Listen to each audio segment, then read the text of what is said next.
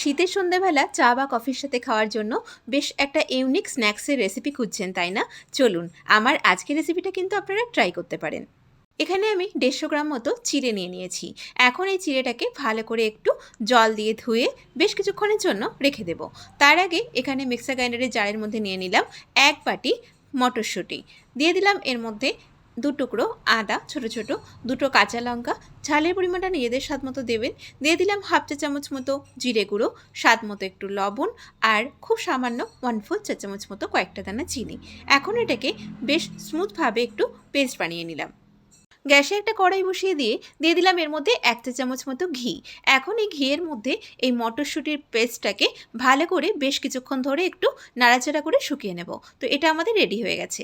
এবারে এই যে ধুয়ে রাখা চিড়েটাকে আমি এর মধ্যে সামান্য পরিমাণে একটু লবণ দিয়ে, ঠিক যেমন আমরা আটা ময়দার মাখি সেইভাবে এটাকে আমি মেখে নিলাম। সামান্য অল্প পরিমাণে একটু রিফাইন তেল দিয়ে আবারও এই ডোটাকে ভালো করে একটু মেখে নিয়েছি। এখন এই ডোটা থেকে ছোট ছোট বলের মতো লেচি কেটে নিয়ে এটাকে ঠিক এই রকমভাবে একটু বাটির শেপ দিয়ে নিয়ে এই যে কড়াইশুঁটির পুরটা করে রেখেছিলাম সেটা দিয়ে এটাকে এইভাবে হাতের সাহায্যে চ্যাপ্টা করে বানিয়ে নিলাম। রেসিপিটা বানানো কিন্তু খুবই সহজ।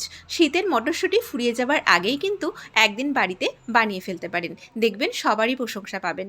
তো আমার এই স্ন্যাক্সগুলো রেডি হয়ে গেছে। এখন এগুলোকে ভেজে নেব। দিয়ে দিলাম বেশ কিছুটা রিফাইন তেল, তার মধ্যে অল্প পরিমাণে একটু ঘি। এখন এই স্ন্যাক্সগুলোকে আমি ভেজে নিচ্ছি। আর এগুলোকে ভাজার সময় অবশ্যই আঁচটাকে একটু মিডিয়াম ফ্লেমে রেখে একটু বাদামি রং করে ভেজে নিতে হবে একটু সময় নিয়ে। তো দেখুন আমাদের দুই দিকই ভাজা হয়ে গেছে। তো আমাদের কিন্তু গরম গরম আজকের এই চিড়ের আর মটরশুঁটির স্ন্যাক্সের রেসিপিটা কিন্তু একদম তৈরি চা বা কফির সাথে পরিবেশন করার জন্য। ভালো লাগলে অবশ্যই ভিডিওটাতে লাইক শেয়ার করতে ভুলবেন না, আর আমার চ্যানেলটিকে সাবস্ক্রাইব করে দেবেন। সবাই আপনারা খুব ভালো থাকবেন, সুস্থ থাকবেন। আবারও দেখা হবে নতুন কোনো ভিডিওর সাথে।